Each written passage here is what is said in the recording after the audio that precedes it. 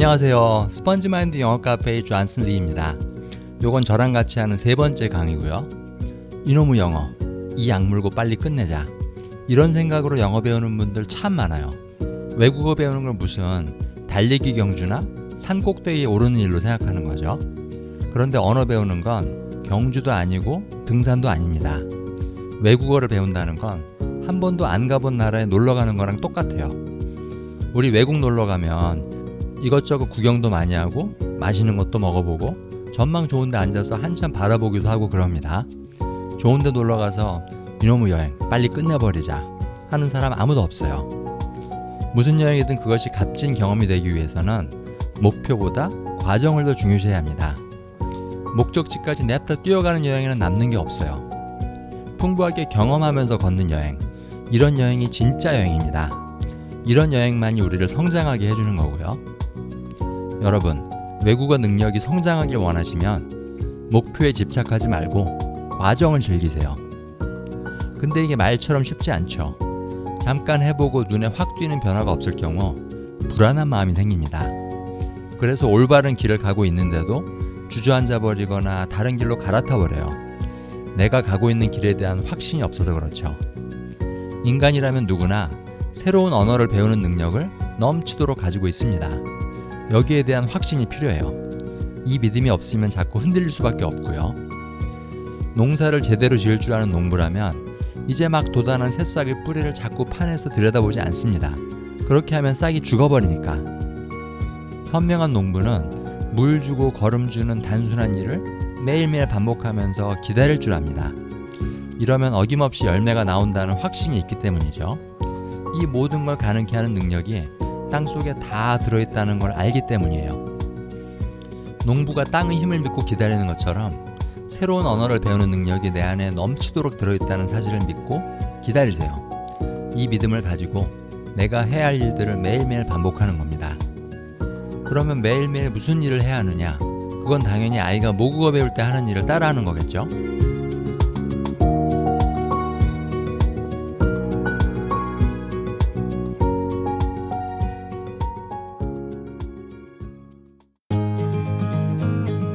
아이가 모국어 배우는 4단계 중에 첫 단계이자 가장 중요한 단계가 뭐라고 그랬죠?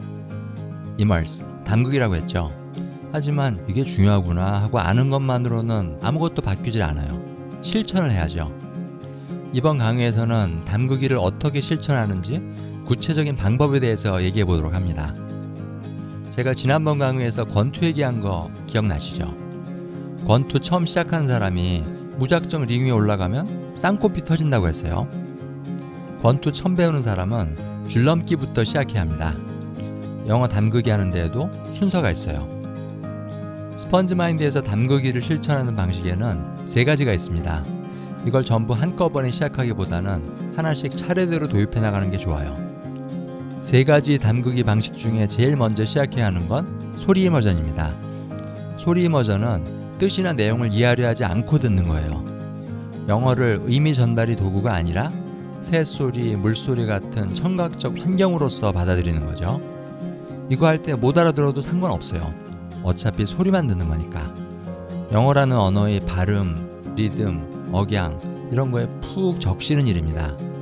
영어의 소리와 친해지는 과정이에요. 그런데 소리 이머전 하시는 분들이 제일 많이 하는 질문이 있습니다. 바로 이거예요. 알아듣지도 못하는 거 무작정 듣는 게 소용이 있을까요? 이래가지고 영어 실력이 늘어날까요? 여러분, 태어나서 한국말을 처음 접할 때를 생각해 보세요. 저도 그렇고 여러분도 그렇고 엄마가 말하는 거 전혀 이해하지 못했을 겁니다. 아기 때는 아무것도 모르니까. 아마 아기한테는 모국어가 정글 원주민들 말처럼 느껴질 거예요. 하지만 이렇게 백지 상태에서 언어 입력을 받는 게 매우 중요합니다. 이게 언어학습의 기초가 되거든요. 소리만 듣는다고 실력이 늘어날까요? 하는 질문을 받을 때마다 저는 소리 이머전은 영어 실력을 늘리려고 하는 게 아닙니다 하고 말씀드려요. 권투 선수가 줄넘기 한다고 펀치가 세지는 건 아니지만 줄넘기부터 시작하지 않으면 큰일 나죠. 축구 선수가 경기 전에 스트레칭으로 몸을 푼다고 해서 골을 잘 넣는 건 아니지만 스트레칭 안 하고 곧장 경기에 나가면 다리를 다쳐요. 영어의 소리를 잘 들을 줄 모르는 상태에서 공부를 하면 고생합니다. 잘 늘지도 않고 좀 높이 올라간다 싶다가도 곧 무너져 버려요. 기초공사가 제대로 안 되어 있기 때문에 그렇죠. 그러니까 귀 안에다가 영어로 지저귀는 새를 좀 키워보세요. 이 새가 무슨 말 하는지 몰라도 괜찮아요. 이렇게 소리 이머전을 좀 하면 귀가 말랑말랑해집니다. 이렇게 되면 영어를 본격적으로 빨아들일 준비가 되는 거예요.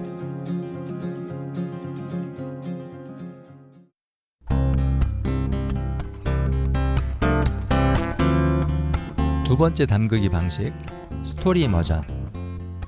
하지만 언제까지 소리만 듣고 있을 수는 없죠. 당연히 알아듣고 이해할 수 있어야 돼요. 근데 영어를 알아듣고 이해하는 능력을 어떻게 키우면 될까요? 영어 배울 때 우린 보통 세부적인 것들을 먼저 다 익히고 그 다음에 큰 그림을 보는 식으로 접근합니다.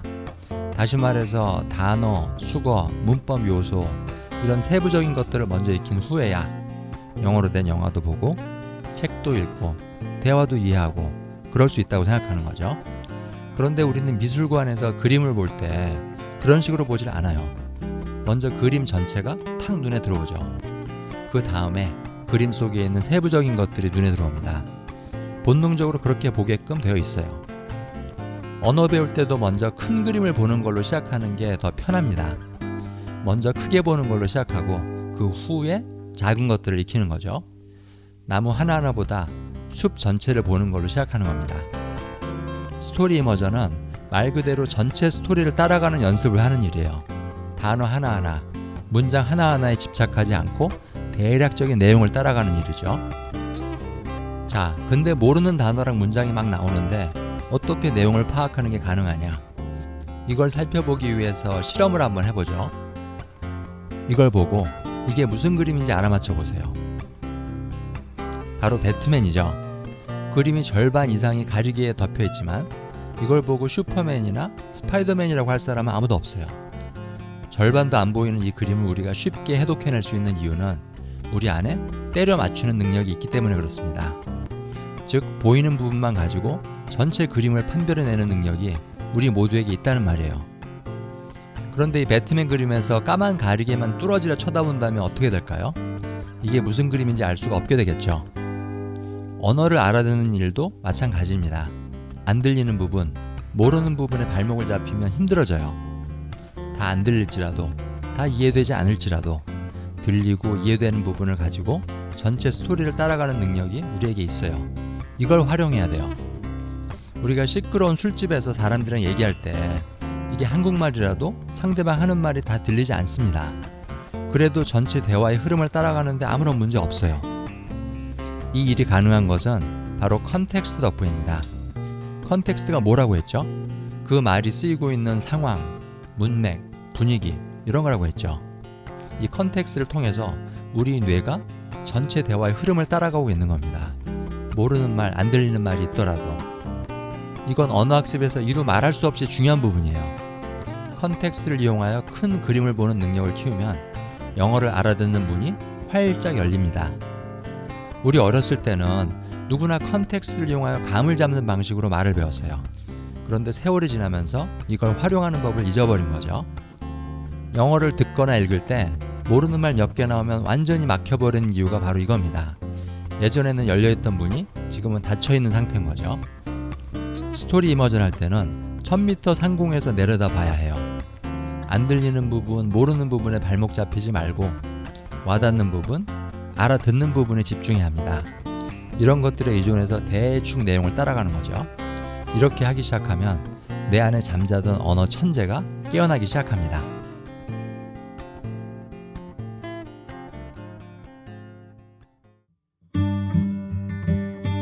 세 번째 담그기 실천 방식, 어휘 이머전. 세부적인 것보다 전체를 보는 거 물론 중요합니다. 처음에는 이걸로 시작해야 돼요. 그러나 이것만으로는 충분하지 않겠죠. 세부적인 것들도 익혀서 사용해야 합니다. 어휘 이머전은 하나하나의 단어, 표현, 문장 구조 이런 것들이랑 친해지는 일이에요. 여기서는 학습의 단위가 세부화됩니다. 스토리 전체를 보는 걸 넘어서서 개별적인 부분들을 보기 시작하는 거죠. 숲을 쭉 둘러보는 거에 그치지 않고 그 안에 있는 나무들을 한 그루 한 그루씩 어루만지기 시작하는 겁니다. 나한테 친구가 총 몇 명 있느냐를 세보는 건 아무 의미가 없어요. 진짜 친하고 의지할 수 있는 친구가 몇 명인지가 더 중요한 거죠. 단어랑 표현이랑 익히는 것도 마찬가지예요. 진짜 내 것이 된 말들이 얼마나 많으냐가 중요합니다. 단어나 표현을 익히는 과정은 세 개의 원으로 그려볼 수 있어요. 제일 바깥쪽 원으로 들어온 말은 처음 만나본 말입니다. 두 번째 원에 들어온 말은 아는 말이고요. 세 번째 원으로 깊숙이 들어온 말은 내부화된 말입니다. 처음 만난 단계, 아는 단계, 내부화된 단계, 이렇게 세 단계를 거쳐서 단어나 표현이 내 것이 되는 거예요. 어휘력이 성장하려면 물론 새로운 말들이랑 많이 만나야 합니다. 제일 바깥쪽 원 안으로 자꾸 새 단어들이 들어와 줘야 하니까. 그러나 또 한편으로는 만나본 말들을 안쪽에 있는 원으로 밀어 넣는 일도 계속 해줘야 돼요. 그리고 이건 반복에 의해서 이루어집니다. 처음 만난 사람을 자꾸 다시 만남으로써 관계가 깊어지는 거랑 똑같아요. 반복에는 두 가지가 있습니다. 의도적인 반복이 있고 우연한 반복이 있어요. 의도적인 반복이란 어떤 걸까요?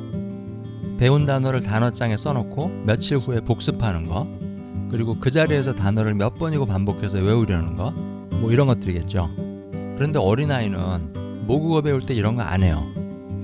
아이가 어휘력을 확장하는 건 우연한 반복에 의해 이루어집니다. 여기저기서 똑같은 말을 우연히 자꾸 만나는 거죠. 우연한 반복이 어떤 과정인지 알아보기 위해서 예를 들어보겠습니다. 단어나 표현들을 새라고 생각해 보세요. 단어를 의도적으로 암기하는 건 새를 잡아서 새 장 안에 가두어 놓는 거랑 같아요. 여러분, 새 잡는 거 쉬운가요? 어려운가요? 무지 어렵죠. 또 새 장 크기란 게 한정되어 있기 때문에 많은 새를 잡아두는 것이 불가능합니다. 무엇보다도 강제적으로 잡아들였기 때문에 새들이랑 친해지는 게 힘들어요. 기회만 되면 날아가 버리겠죠. 반면에 우연한 반복은 새가 많은 동네에 꽃나무 정원을 만들고 새들을 기다리는 것과 같습니다. 그러면 많은 새들이 여길 찾아오겠죠. 정원에 맘대로 들어왔다가 또 맘대로 나가요. 이 방법이 가장 큰 강점은 찾아오는 새의 수가 많다는 겁니다. 그리고 새들이 스스로 다시 찾아온다는 거고요. 2번, 3번, 5번씩 찾아온 새는 그 정원을 자기 집처럼 생각하고 머물게 될 것입니다. 이러면 잡아서 가둬 놓을 필요가 없어져요. 단어를 외우는 일 자체가 필요 없어지는 거죠.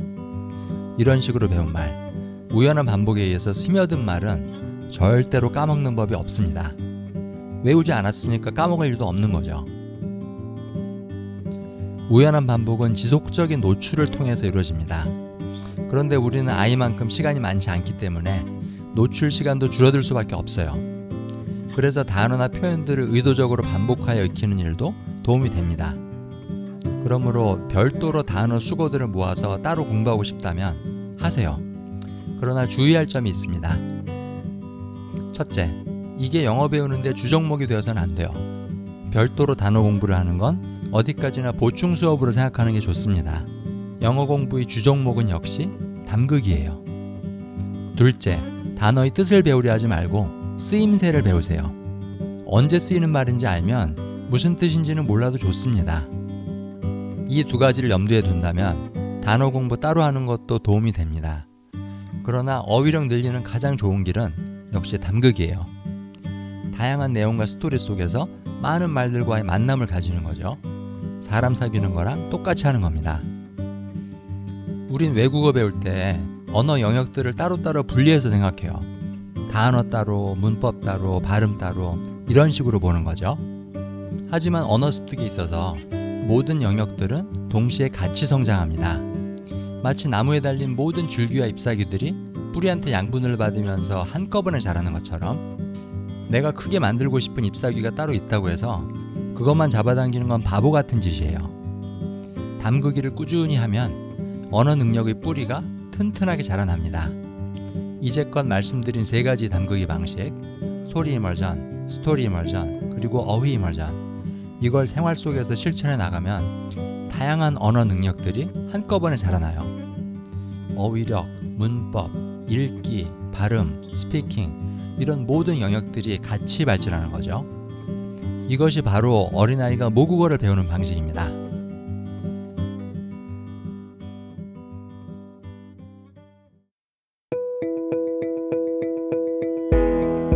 저나 여러분이나 한국말 끝내주기 잘하죠. 언어 배우는데 실패하는 사람은 아무도 없어요. 그래서 새로운 언어를 하나쯤 더 배우는 것도 누구에게나 가능합니다. 그런데도 많은 분들이 영어 배우는데 실패하는 이유는 단 하나예요. 중간에 그만두기 때문에. 애플 회사를 만든 스티브 잡스 아시죠? 이 사람한테 기자가 물어봤어요. 성공의 비결이 무엇입니까? 그러니까 이 사람은 다음과 같이 대답하더랍니다. 성공의 비결은 중단하지 않는 것이다. 사람들이 실패하는 이유는 무능해서가 아니라 그만두기 때문이다. 성공하는 사람들은 어려움이 와도 주저앉지 않는다. 그런데 이 사람들이 그렇게 할 수 있는 이유는 바로 자기가 하는 일을 좋아하기 때문이다. 그 일이 너무 좋으니까 중간에 어려움이 와도 계속 앞으로 나갈 수 있는 것이다. 물론 항상 좋을 수만은 없겠죠. 영어 배우면서 너무 힘들 때가 있어요. 밑 빠진 독에 물 붓는 기분 들 때도 있고요. 그럴 때마다 이렇게 생각하세요. 이건 등산이 아니라 여행이다. 구경도 많이 하고 이것저것 맛있는 것도 먹어보고 그러면서 여행길을 즐기는 거죠. 그러면 반드시 자라나게 되어 있습니다. 매일 물을 주는데도 자라지 않는 나무는 없어요. 하루 세 끼 밥을 먹는데도 키가 크지 않는 아이는 없고요. 그런데 만약에 나무가 자라지 않는 것 같다고 해서 물 주는 일을 중단하면 어떻게 될까요? 키가 크는 게 보이지 않는다고 해서 애한테 밥 주는 일을 그만둔다면 어떻게 될까요? 그만둘 생각 마시고 계속 앞으로 걸어 나가세요. 근데 쓴 약 먹듯이 하지 말고 놀면서 걸어가세요. 놀다 보면 늘게 되어 있거든요. 왜냐하면 놀다와 늘다는 똑같은 말이기 때문입니다.